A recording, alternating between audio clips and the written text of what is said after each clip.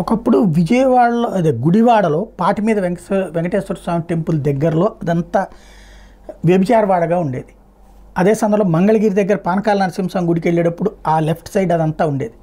చిలకలూరుపేటలో ఈ అంటే organised prostitution rockets నడిచాయి.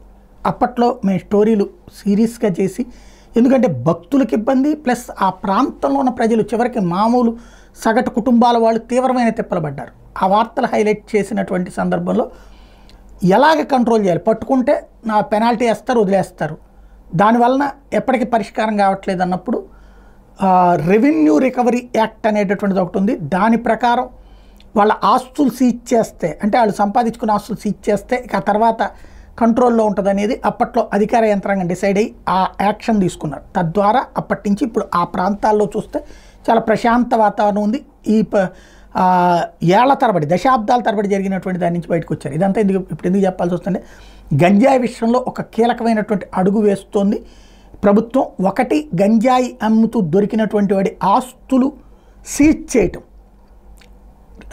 ఏది రెవెన్యూ రికవరీ యాక్ట్ కింద, ఇది ఒక కీలకమైన అడుగు, మంచి అడుగు.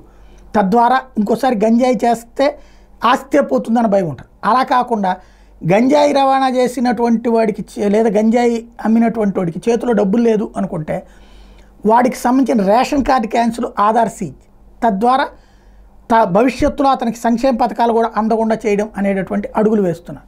కాకపోతే ఇది ఏ స్థాయిలో సీరియస్గా వెళ్తుందో చూడాలి.